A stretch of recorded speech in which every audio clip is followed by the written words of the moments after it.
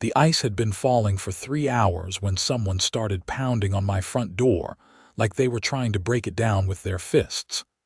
I was standing in my kitchen in Columbus, Ohio, watching the freezing rain coat everything outside in a thick layer of ice. The meteorologists had been right about this one. January in central Ohio could be brutal, but this ice storm was shaping up to be one of the worst we had seen in years. I had already salted my own driveway and walkway, brought in extra firewood for the fireplace, and settled in with a hot cup of coffee to wait it out. The pounding continued, more insistent now. I set down my mug and walked to the front door, peering through the peephole. Standing on my porch, wrapped in an expensive-looking white parka with fur trim, was Patricia Morrison. Of course it was Patricia Morrison. I opened the door just enough to speak through the crack. The cold air immediately tried to force its way inside, bringing with it the sound of ice pellets hitting every surface. "Can I help you, Patricia?" She pushed forward as if she expected me to step aside and let her in. I did not move. Her face was already red from the cold. Her blonde hair pulled back in a tight ponytail that made her features look even more severe than usual. She was 47 years old and had been president of the Maple Grove Homeowners Association for the past 3 years, a position she wielded like a weapon. "Zachary Ellis, I need to speak with you about a serious violation," she said, her voice sharp enough to cut through the howling wind. "You have completely neglected your duties to this community." I blinked at her, genuinely confused. "Patricia, there is an ice storm happening right now. Whatever this is about can wait until the weather clears." "No, it cannot wait," she snapped. "I have been monitoring the situation, and I have documented that you have failed to salt the community walkways as required by our HOA bylaws. My own walkway is a sheet of ice. I nearly fell twice just getting to your house." I stared at her for a long moment, trying to process what she was saying. "You want me to salt your walkway?" "Not just my walkway. All the community walkways. It is in the bylaws, Zachary. Section 12, subsection 4. All homeowners are responsible for maintaining safe conditions on shared walkways adjacent to their properties during inclement weather." "Patricia, I do not have any shared walkways adjacent to my property. My house is on a corner lot. The only walkways touching my property line are public sidewalks maintained by the city." She pulled out her phone, which she had somehow kept protected in a plastic bag, and started scrolling through it with gloved fingers. "I have the bylaws right here. You are required to maintain these areas. I am giving you 1 hour to comply, or I will be forced to issue a fine." The ice continued to fall around us, the temperature dropping by the minute. I could feel the cold seeping through my thermal shirt even with the door mostly closed. "Patricia, I am not salting anything in this weather. It is dangerous out here. Go home, stay warm, and we can discuss this when the storm passes." Her eyes narrowed. "I am the HOA president, Zachary. When I tell you to do something, you do it. This is not a request. This is an official directive. 1 hour or you will face consequences." She turned and carefully made her way down my porch steps, which I had salted earlier. I watched her slide and slip across the icy driveway toward her Mercedes SUV, which she had apparently driven the 3 houses down from her own place. The woman was absolutely insane. I closed the door and went back to my coffee, shaking my head. Patricia had been a thorn in my side since she took over the HOA, but this was a new level of absurdity even for her. The Maple Grove HOA had started out as a reasonable organization meant to maintain property values and organize community events. Under Patricia's leadership, it had become something else entirely. She had fined the Hendersons $300 because their mailbox was painted forest green instead of Hunter Green. She had threatened to place a lien on the Kumar property because they installed solar panels without getting HOA approval first, despite having all the necessary city permits.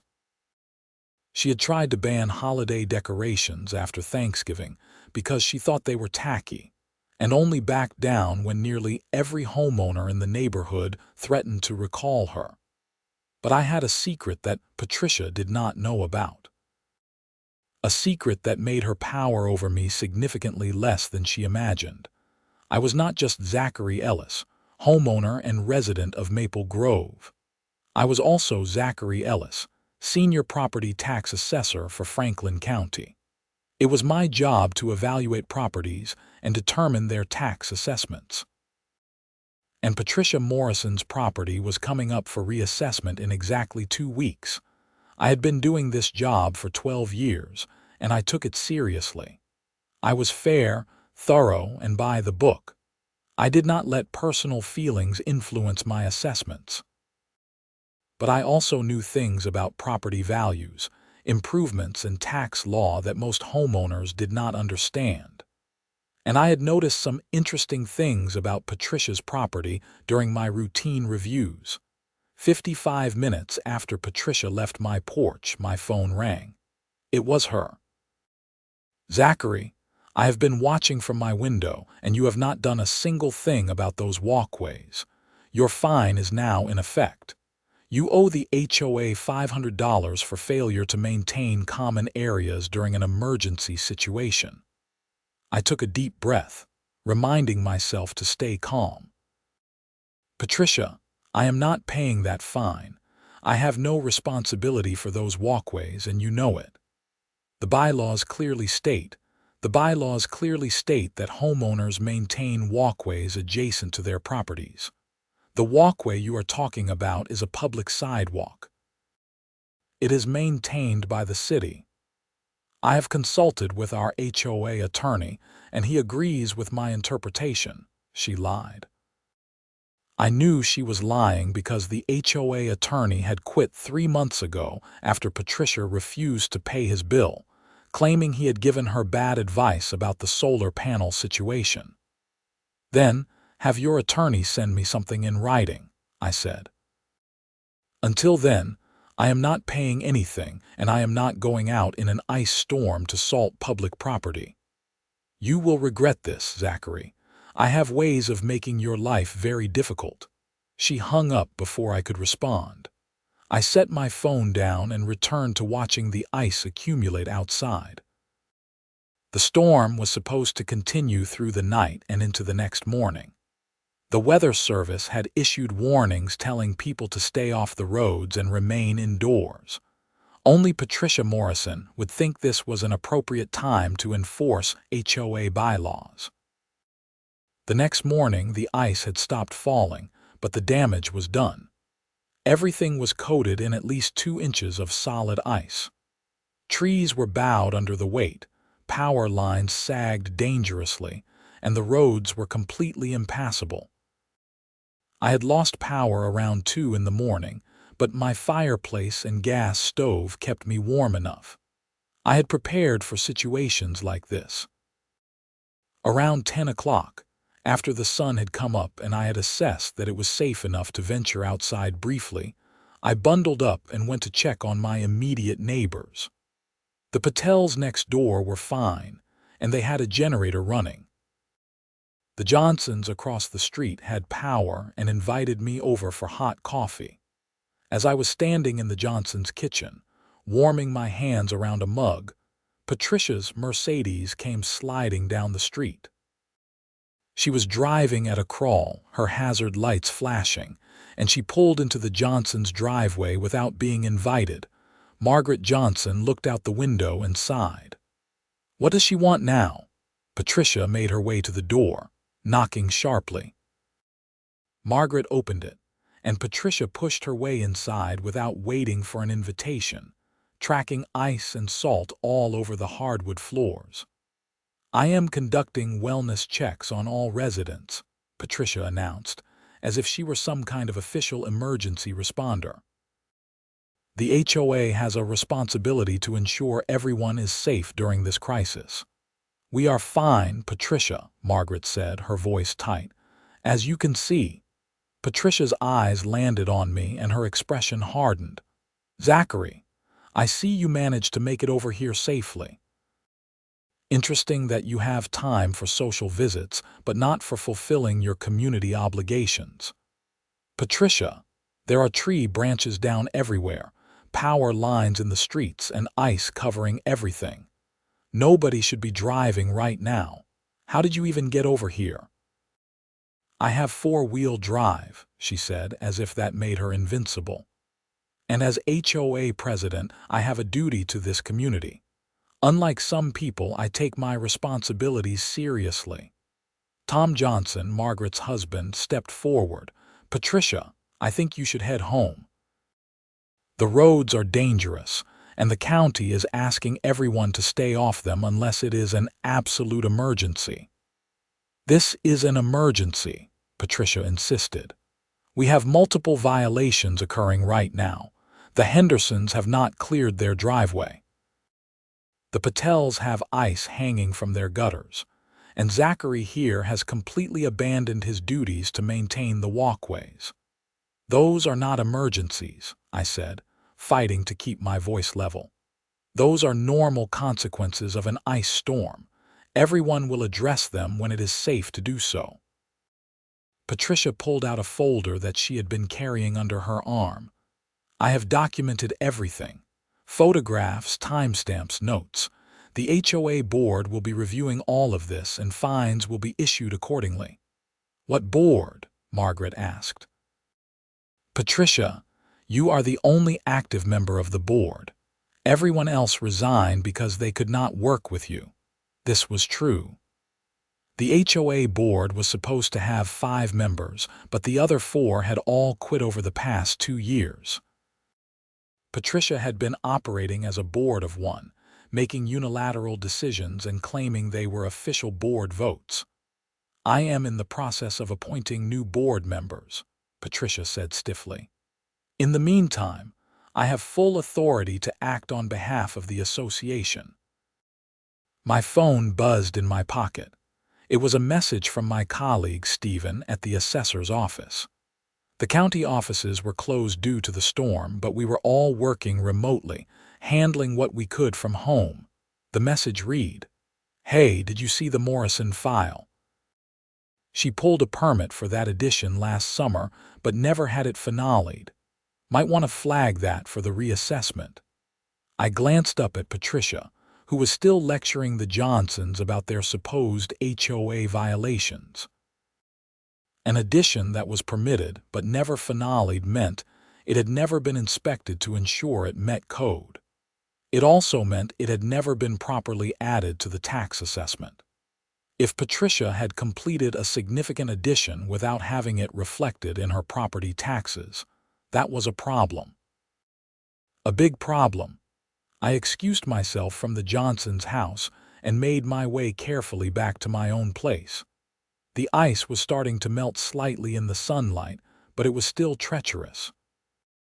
Once inside, I pulled up the Morrison file on my laptop, using my secure VPN connection to access the county database. Patricia Morrison's property was a large colonial on the premium side of Maple Grove. According to our records, it was a 4-bedroom, 3-bath house with approximately 3,000 square feet of living space. Her current assessment valued the property at $475,000, which generated an annual tax bill of around $12,000. But according to the permit Stephen had flagged, Patricia had added a significant addition to the rear of the house. The permit application described it as a 2-story extension that included a new primary suite on the 2nd floor and an expanded kitchen and family room on the 1st floor. The plans showed an additional 800 square feet. I pulled up the Google Maps satellite view and switched to the most recent imagery. Sure enough, there was the addition, clear as day. It looked like it had been completed for at least 6 months, probably longer. An addition of that size should have increased her property's assessed value by at least $100,000, possibly more depending on the finishes and quality of construction. That would translate to about $2,500 more in annual property taxes. But here was the interesting part. The permit had been pulled and the construction had been completed, but the final inspection had never been scheduled. Without a final inspection, the addition was not officially in compliance with building codes, and it had never been added to the property's tax assessment. I sat back in my chair, thinking, this was not uncommon. Sometimes homeowners simply forgot to schedule the final inspection. Sometimes they avoided it because they knew something was not up to code. And sometimes they avoided it because they did not want their property taxes to increase. Whatever Patricia's reason, she had been living with a completed addition for months, possibly over a year, without paying the appropriate property taxes on it. As the senior property tax assessor, it was my job to catch exactly these kinds of discrepancies. I spent the rest of the morning documenting what I had found.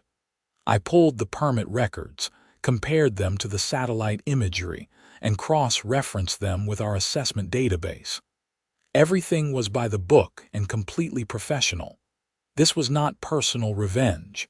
This was me doing my job.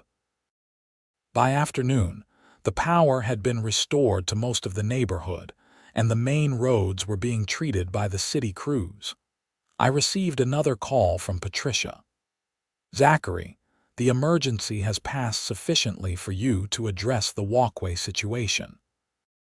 I expect you to have it completed by end of business today. Patricia, I am not salting public sidewalks. That is the city's responsibility. Then, I am officially notifying you that you are being fined $1,000 for continued failure to comply with HOA directives during an emergency situation. You cannot fine me $1,000. The maximum fine allowed under the bylaws is $250 per violation. There was a pause. I am invoking my authority as HOA president to impose enhanced penalties during emergency situations. That authority does not exist. Patricia, you need to stop this. You are going to get the HOA sued. The only one who should be worried about legal action is you, Zachary. I have multiple documented violations, and I will be placing a lien on your property if you do not pay these fines within 30 days. She hung up again. I was getting tired of her hanging up on me. That evening, I drafted a formal letter to Patricia in her capacity as HOA president. In it, I detailed exactly why her interpretation of the bylaws was incorrect, cited the specific sections that contradicted her claims, and informed her that I would be disputing any fines she attempted to impose. I sent it via email with read receipt requested. She responded within an hour. Your objections are noted and overruled. The fines stand. Furthermore, I am adding an additional $500 fine for your disrespectful tone in your email. You will pay a total of $1,500 or legal action will be taken. I actually laughed out loud when I read that. She was fining me for my tone. This woman had completely lost touch with reality. The next day, I went into the office. The roads were mostly clear, though many neighborhoods still had significant ice problems. Our office was busy with people calling about storm damage and how it might affect their assessments, so I did not have much time to focus on the Morrison file.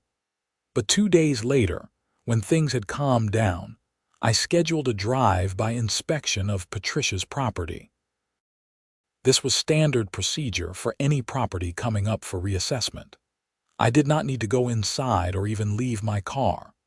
I just needed to verify what I was seeing in the satellite imagery and compare it to what was on record.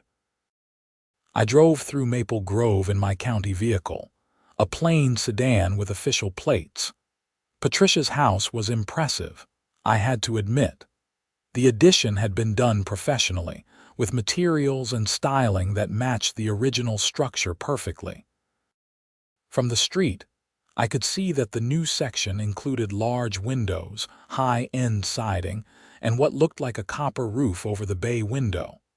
I took photos from the public street, documented the time and date, and noted my observations. Everything was proper and professional. I was simply doing my job. That evening, Patricia called me again. "I saw you sitting outside my house today in a county car. Are you stalking me now, Zachary? Should I call the police?" "I was conducting official county business, Patricia. I am a property tax assessor. I assess properties." There was a long silence. "What do you mean you assess properties?" "I work for the Franklin County Auditor's Office. I am the senior property tax assessor. It is literally my job to evaluate properties and determine their tax assessments." Another long silence. I could almost hear the gears turning in her head. "You are assessing my property? Your property is scheduled for routine reassessment, yes. All properties in the county are reassessed on a regular cycle. Yours is coming up. You cannot assess my property. You live in the same neighborhood." "That is a conflict of interest." "Actually, it is not. I assess properties throughout the county, including in my own neighborhood. As long as I follow proper procedures and do not show bias, there is no conflict, and I always follow proper procedures. I want someone else to assess my property." "You can file a request with the auditor's office, but unless there is evidence of actual bias or impropriety, requests like that are typically denied. We do not have unlimited staff, Patricia." I could hear her breathing heavily on the other end of the line. "This is because of the fines, is it not? You are going to retaliate against me by inflating my property assessment." "I do not inflate assessments, Patricia.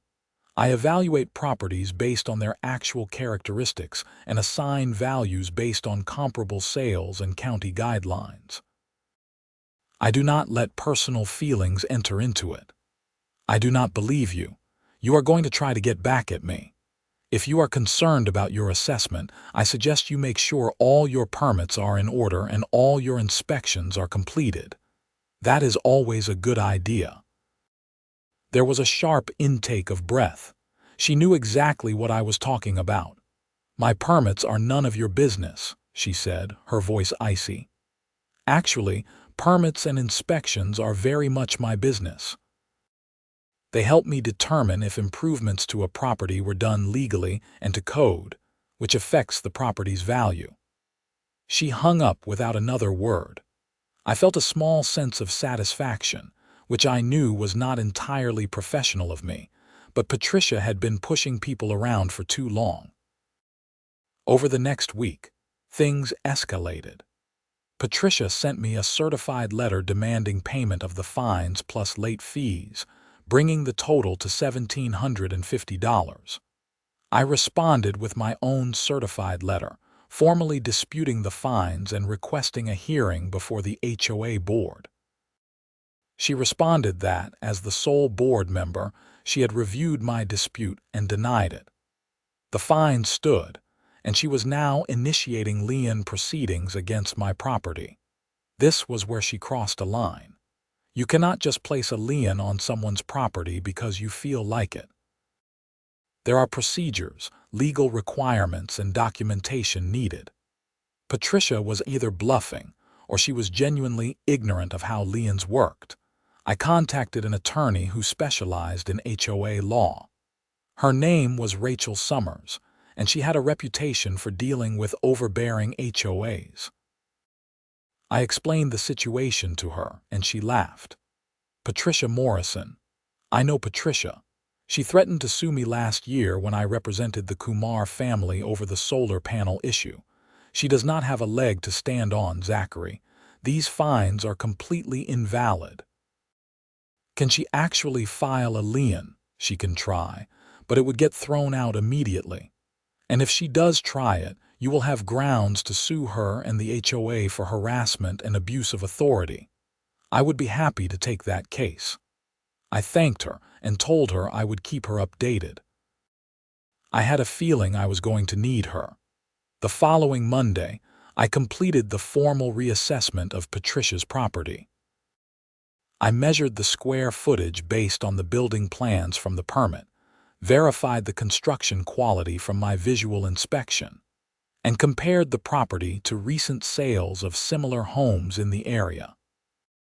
Based on my analysis, Patricia's property should be assessed at $605,000, an increase of $130,000 from the current assessment. This would increase her annual property tax bill by approximately $3,200. I documented everything meticulously. Every measurement, every comparison, every calculation. I noted the permit that had been pulled but never finaled. I included photographs from the public street showing the addition. Everything was professional and defensible. I submitted my reassessment report to my supervisor, Linda Chen, who reviewed it carefully. Linda had been doing this job for 25 years, and she had seen every kind of property issue imaginable. "This looks solid, Zachary," she said, looking over the file. "The addition is substantial, and your valuation is conservative if anything. Based on these finishes and the neighborhood, you could probably justify an even higher assessment." I wanted to make sure it was bulletproof, I said. "The homeowner is likely to appeal." Linda looked at me over her reading glasses. "This would not happen to be Patricia Morrison, the HOA president who has been harassing you, would it?" I had mentioned the situation to Linda in passing. She knew about the absurd fines and the threats.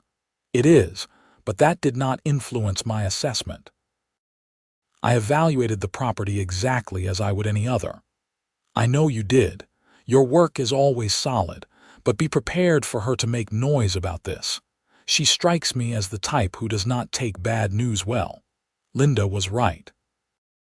3 days after the reassessment notice was mailed to Patricia, she stormed into the auditor's office demanding to speak with me. The reception staff called me, and I went down to meet her in one of the conference rooms. Patricia was practically vibrating with rage. She had the reassessment notice crumpled in her hand, along with what looked like several printed emails and documents.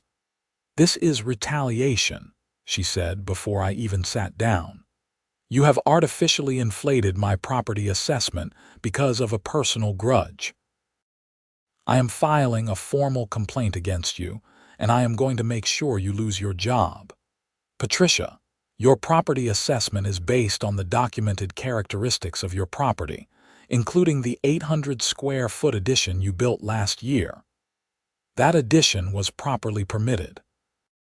The permit was pulled, yes, but the final inspection was never completed. The addition is not in compliance with building code, and it was never added to your tax assessment. You have been living with additional square footage without paying the appropriate property taxes." Her face went pale, then red. "The inspector kept rescheduling on me. That is not my fault. According to the building department, you never scheduled a final inspection. The permit is still open." "That is a lie. I am sure I scheduled it." I pulled out my phone and showed her the building department's online portal. "Here is your permit. Status: open. Final inspection not scheduled. You can verify this yourself." She stared at the screen, her jaw working. "Even if that is true, it does not justify increasing my assessment by this much. This is excessive. Your assessment is based on comparable sales and the actual square footage of your home. I can show you the comparables I used. Everything is documented and defensible. I want a second opinion. I want someone else to assess my property. You have the right to appeal the assessment. There is information in the notice about how to file an appeal. An independent appeals board will review the assessment and make a determination." An appeals board. More county employees who will just rubber stamp whatever you say. The appeals board is independent. It includes members from outside the auditor's office. If you believe the assessment is incorrect, you can present evidence to support your position. Patricia stood up abruptly, nearly knocking over her chair. This is not over, Zachary. You think you can use your position to harass me, but I have resources. I have connections. I will make sure everyone knows what kind of person you are. She stormed out of the conference room, leaving her papers scattered on the table. I gathered them up and saw that she had printed out emails to several county officials, including the auditor himself, alleging that I was abusing my position to retaliate against her. I took the papers to Linda, who read through them and shook her head. Let her file her complaints. Your work is solid and you followed every procedure. She does not have a case. But Patricia was not done. Over the next 2 weeks, she filed complaints with the county auditor, the county commissioners, and even the Ohio Ethics Commission. She claimed I had violated ethics rules by assessing a property in my own neighborhood while having a personal dispute with the owner. Each complaint required a response. I had to document everything I had done, explain my methodology, and demonstrate that I had followed proper procedures. It was time-consuming and stressful, but I had expected it. What I had not expected was for Patricia to take the HOA situation to a whole new level. She called an emergency meeting of the Maple Grove Homeowners Association, which was announced via email with only 48 hours' notice. The email claimed the meeting was necessary to address serious concerns about the integrity and leadership of certain community members. I knew the meeting was about me. I also knew that emergency meetings required at least 7 days' notice according to the HOA bylaws. But I decided to attend anyway. I wanted to see what Patricia was planning. The meeting was held in the community clubhouse, a small building near the neighborhood entrance that was used for HOA meetings and occasional social events. When I arrived, about 30 residents were already there, which was an unusually high turnout. Most HOA meetings attracted maybe 10 people. Patricia was at the front of the room, arranging papers on a table. She looked up when I walked in and her expression hardened. Zachary, how nice of you to join us. I took a seat in the back row and waited. Margaret and Tom Johnson were there, as were the Patels and the Kumars. Several other neighbors I recognized nodded to me as I sat down. Patricia called the meeting to order with a sharp rap of her gavel on the table. Thank you all for coming on short notice. I have called this emergency meeting because we have a serious situation that requires immediate attention. She went on to describe, in dramatic terms, how I had refused to fulfill my obligations during a life-threatening ice storm and had accumulated thousands of dollars in unpaid fines. She made it sound like I had endangered the entire neighborhood by my negligence. Furthermore, she continued, when I attempted to enforce the HOA rules fairly and impartially, Zachary retaliated by using his position as a county employee to harass me. He has inflated my property assessment in an obvious attempt to punish me for doing my job as HOA president. There were murmurs from the crowd. Some people looked shocked. Others looked skeptical. Patricia pulled out a large poster board that showed a side-by-side comparison of her property assessment from last year and the new assessment. As you can see, the county is trying to increase my property taxes by over $3,000 per year. This is a direct result of Zachary's abuse of power. Tom Johnson raised his hand. Patricia, is it not true that you built a large addition on your house last year? Patricia waved dismissively. That is irrelevant. The addition was properly permitted and the assessment increase is far beyond what is reasonable. That does not sound irrelevant to me, Tom said. If you added square footage to your house, your property taxes should go up. That is how it works. Thank you, Tom, but you are not a property tax expert, Patricia said coldly. I am not here to debate the merits of my assessment. I am here to discuss the fact that Zachary Ellis has used his government position to target me personally. I stood up. That is not true, Patricia. I assessed your property using the same methods and standards I use for every property. Your addition increased your home's square footage by approximately 25%. The assessment reflects that. You are biased, Patricia shot back. You should have recused yourself from assessing my property because of our HOA dispute. There is no requirement for me to recuse myself. I followed all proper procedures. If you believe the assessment is incorrect, you have the right to appeal it through the appropriate channels. I am not going to waste my time with a rigged appeals process. I want you to withdraw the assessment increase, or I will take legal action against you personally and against the county. That is your right, I said calmly, but threatening legal action does not change the facts. Your property has characteristics that affect its value, and my job is to assess that value accurately. Patricia's face was bright red now. This man is corrupt. He is using his position to settle personal scores. As HOA president, I am proposing that we take a community vote of no confidence in Zachary Ellis and formally request that the county remove him from his position. There was a moment of stunned silence. Then, Priya Patel stood up. Patricia, the HOA does not have the authority to demand someone be removed from their job. That is absurd. We have a responsibility to protect our community members from government abuse, Patricia insisted.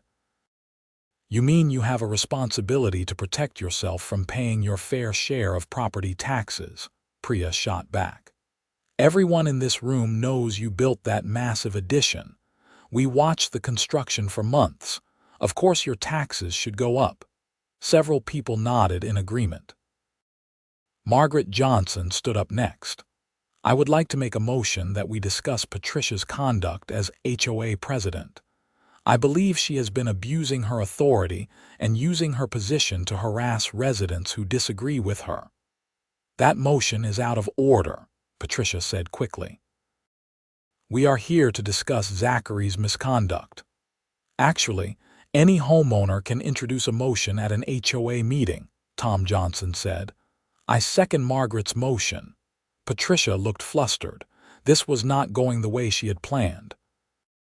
We will table that motion until after we address the current issue.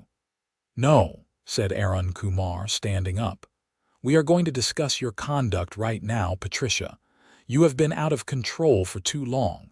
The illegal fines, the threats, the constant harassment.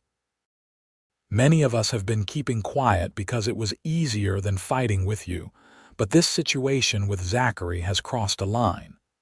More people stood up, and suddenly, everyone was talking at once. People started listing their own grievances with Patricia. The Hendersons talked about the mailbox fine. The Kumars talked about the solar panel fight. A couple I did not know well talked about how Patricia had tried to fine them for having their garage door open for more than 30 minutes at a time, which she claimed was a security risk. Patricia tried to regain control by pounding her gavel, but nobody was listening to her anymore. The meeting had become a referendum on her leadership, and she was losing badly. Finally, someone shouted over the noise. I move that we vote to remove Patricia Morrison as HOA president. I second that motion, said at least 3 people simultaneously. Patricia's face went from red to pale. You cannot remove me. I was elected to a 3-year term. The bylaws allow for removal of officers for cause, Margaret Johnson said, and I think we have plenty of cause. A vote was called. Of the 32 residents present, 28 voted to remove Patricia as HOA president. Only Patricia and 2 older residents who seemed confused about what was happening voted against it. Patricia stood there, stunned, as the vote was tallied. This is illegal. I am going to sue all of you. The bylaws are clear that emergency meetings cannot be used for officer removal votes. You called this emergency meeting, Patricia, Tom Johnson pointed out. And you are right that officer removal should happen at a regular meeting. So we will hold a regular meeting next month with proper notice, and we will vote again. I suspect the result will be the same. Patricia grabbed her papers and her poster board. You are all making a huge mistake. This HOA will fall apart without me. None of you have any idea what it takes to run an organization like this. She stormed out of the clubhouse, and there was a collective sigh of relief from everyone present. People started talking and even laughing, as if a great weight had been lifted. Priya Patel came over to me. Are you okay, Zachary? That was intense. I am fine, I said. I appreciate everyone speaking up. Patricia has needed to be taken down a peg for a long time, Priya said. Using her HOA position to try to bully you about your job was too much. We should have done this years ago. The meeting continued for another hour as people discussed next steps. A temporary HOA president was appointed, and committees were formed to review the bylaws and rescind many of the excessive rules Patricia had implemented. It felt like a new beginning for the neighborhood. But I knew Patricia was not going to let this go quietly.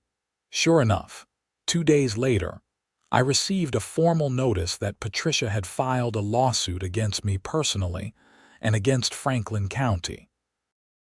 The lawsuit alleged that I had violated her civil rights by conducting a retaliatory property assessment, that I had abused my position as a government employee, and that I had caused her emotional distress and reputational harm.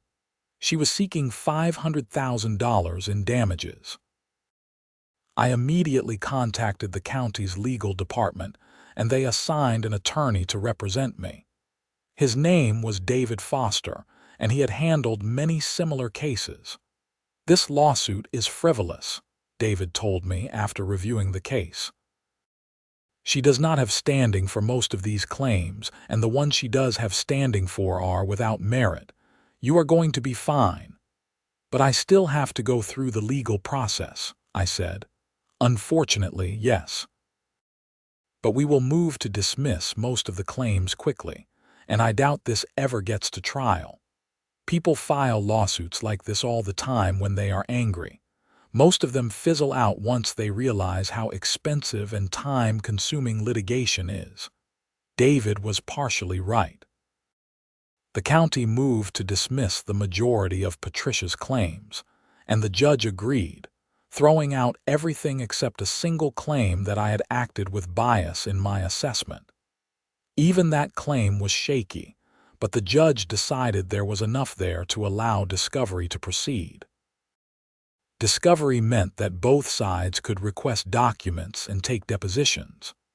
Patricia's attorney requested all my communications with other county employees regarding her property, all my assessment notes, and copies of all communications I had had with other Maple Grove residents.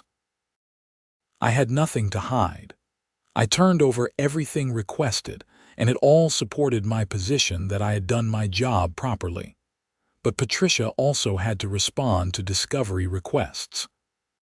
The county's attorneys requested her building permits, her financial records related to the home addition, and her communications as HOA president related to me.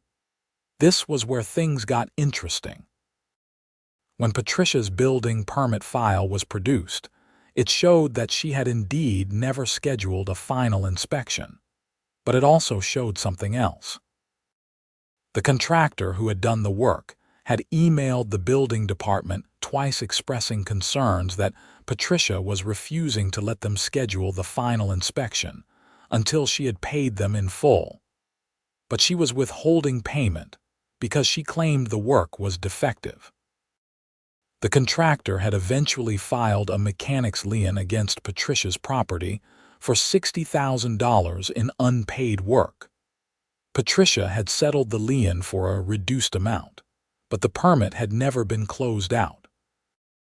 This was significant because it suggested that Patricia had deliberately avoided the final inspection, not because of scheduling issues, but because she was in a dispute with her contractor. And if the work was potentially defective, that raised serious questions about whether the addition was even safe. David Foster brought this information to me. This actually makes your assessment look generous. If the addition was not completed to code, you could have assessed the property at a lower value than you did. I assessed it based on the assumption that the work was done properly, I said. I had no way to know there were construction issues. Exactly. You gave her the benefit of the doubt. The fact that there may be problems with the addition only reinforces that you were doing your job professionally. Meanwhile, the temporary HOA president, Tom Johnson, had been going through the HOA's financial records. What he found was alarming. Patricia had been writing checks from the HOA account for various expenses, many of which seemed questionable. There were charges for meals at expensive restaurants, labeled as board meetings. There were reimbursements for travel expenses to HOA conferences that Tom could not verify had ever taken place. There were payments to a law firm that the other board members had never authorized. Tom brought this information to an emergency board meeting, which now included several newly appointed board members. They decided to hire a forensic accountant to review the HOA's finances in detail. The forensic accountant found that Patricia had spent approximately $47,000 of HOA money over the past 2 years, much of it on questionable or personal expenses. She had essentially been using the HOA account as her personal slush fund. This was embezzlement. The HOA board filed a police report, and the Columbus Police Department began an investigation. I learned about all this through the neighborhood grapevine, and I was shocked. I had known Patricia was controlling and difficult, but I had not realized she was actually stealing from the HOA. The detective assigned to the case was a woman named Sarah Winters, and she was thorough. She interviewed multiple board members, reviewed financial records, and subpoenaed Patricia's personal bank statements. The evidence was damning. Patricia had used HOA money to pay for landscaping at her personal property, to pay part of her contractor bill for the addition, and to cover various personal expenses. She had disguised many of these expenses by creating fake invoices and claiming they were for HOA maintenance or administrative costs. 3 months after the ice storm that had started everything, Patricia Morrison was arrested and charged with theft and embezzlement. The arrest made the local news, and I watched the report with a mixture of satisfaction and sadness. I had not wanted things to go this far. I had just wanted to do my job and be left alone. Patricia's attorney tried to negotiate a plea deal, but the prosecutor was not in a generous mood. Patricia had stolen from her neighbors, abused her position of trust, and shown no remorse. She was offered a deal that included restitution, probation, and community service, but she refused, insisting she had done nothing wrong. The case went to trial 6 months later. I was called as a witness, not about the embezzlement, but about the property assessment and the events that had led to Patricia's downfall. I testified about the ice storm, her demands that I salt her walkway, and her attempts to fine me for violations I had not committed. The prosecutor used my testimony to establish Patricia's pattern of abusing her authority. If she was willing to invent HOA violations and threaten liens for personal reasons, it was not a stretch to believe she would misuse HOA funds. Patricia took the stand in her own defense, which her attorney later said was a mistake. She was defensive, combative, and tried to blame everyone else for her problems. She claimed that the HOA board had approved all her expenses. She claimed that I had orchestrated a conspiracy against her because of the property assessment. She claimed that she was the victim of persecution. The jury did not believe her. After 3 days of deliberation, they found her guilty on multiple counts of theft and embezzlement. She was sentenced to 2 years in prison, ordered to pay back the $47,000 plus interest and penalties, and given an additional 3 years of probation after her release. Standing in the courtroom when the verdict was read, I felt a strange mix of emotions. I had not set out to destroy Patricia Morrison. I had just wanted to do my job and live peacefully in my neighborhood. But her own actions, her need to control and dominate everyone around her, had led to her downfall. After the trial, the new HOA board worked to rebuild the association. They streamlined the bylaws, eliminated many of the excessive rules Patricia had implemented, and focused on actual community building rather than enforcement and punishment. The neighborhood felt different, lighter somehow. My property assessment of Patricia's house stood up to her appeal. The appeals board reviewed all the evidence and determined that my assessment was fair and accurate. Patricia's property taxes increased as I had calculated, though she was now in prison and unable to pay them. Eventually, her house went into foreclosure when she could not keep up with the mortgage payments and property taxes while incarcerated.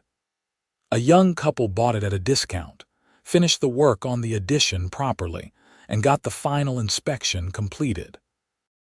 They were nice people who just wanted a good home in a good neighborhood. The ice storm damage from that January day was long since repaired. The trees that had lost branches had been trimmed, the power lines had been fixed, and life had returned to normal. But the events set in motion by Patricia's demand that I salt her walkway during that storm had changed everything. I still work as the senior property tax assessor for Franklin County. I still live in Maple Grove, in my corner lot house with no shared walkways adjacent to my property. I still do my job fairly and professionally, assessing properties based on facts and data, not personal feelings. But every time an ice storm rolls through Ohio, I think about that day when Patricia Morrison pounded on my door and demanded I fulfill obligations I did not have.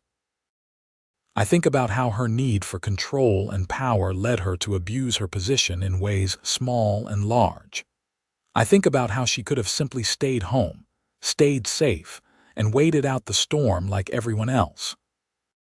The lawsuit she filed against me was eventually dismissed with prejudice, meaning she could not refile it. She had to pay the county's legal fees, which added tens of thousands of dollars to the restitution she already owed. The judgment would likely follow her for the rest of her life. I occasionally get letters from Patricia's attorney, attempting to negotiate payment plans for the money she owes.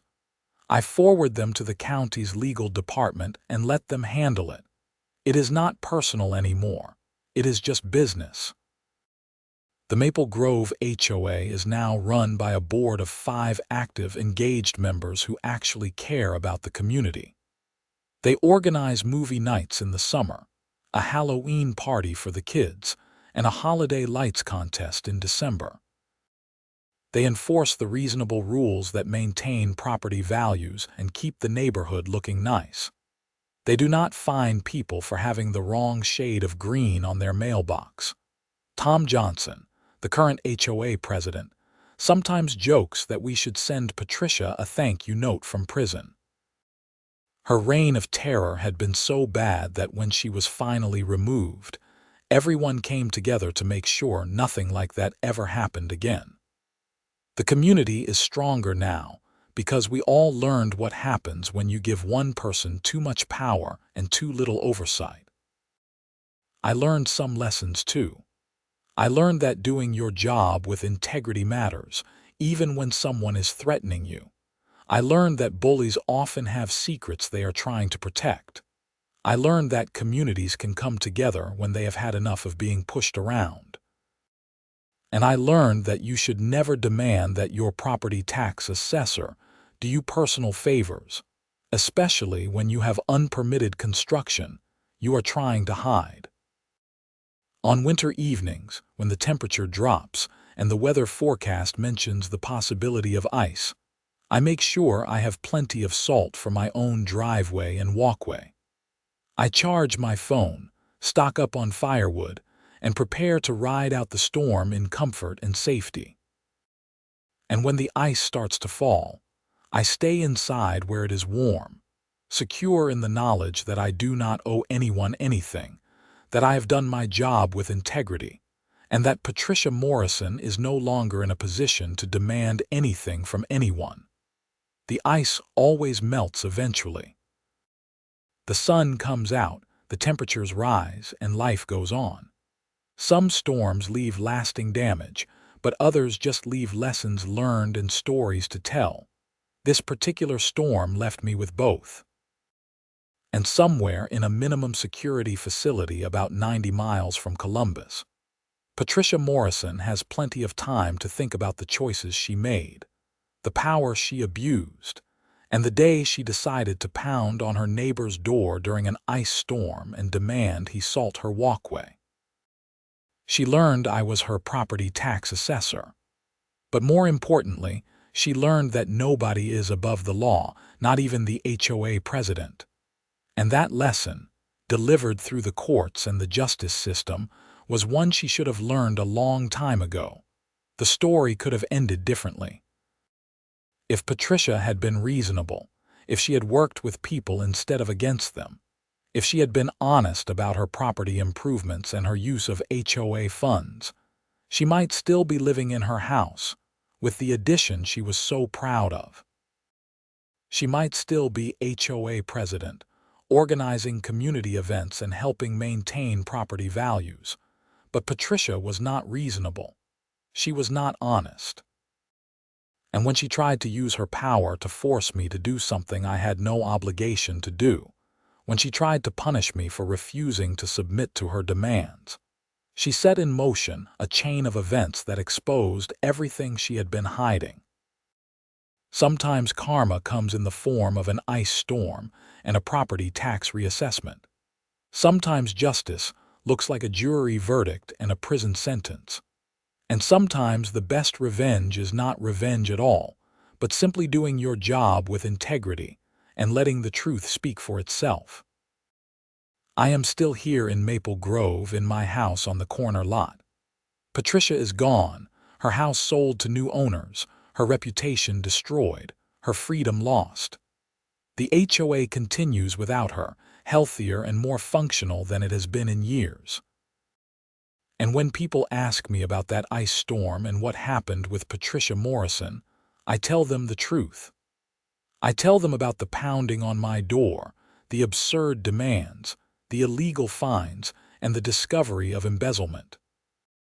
I tell them about the property assessment that was fair and accurate but unwelcome. And I tell them the most important part, that when someone abuses their power, when they try to use their position to push people around and settle personal scores, the truth has a way of coming out. And when the truth comes out, justice usually follows. It took an ice storm, a property assessment, and a community finally saying enough is enough. But in the end, Patricia Morrison learned that being HOA president does not make you untouchable. It does not give you the right to steal, to harass, or to abuse your authority. It just makes you accountable. And accountability, like ice on a winter day, can be cold and unforgiving. But unlike ice, accountability does not melt when the sun comes out. It stays, a permanent reminder that actions have consequences, and that everyone eventually has to answer for what they have done. Patricia Morrison answered, and the neighborhood is better for it.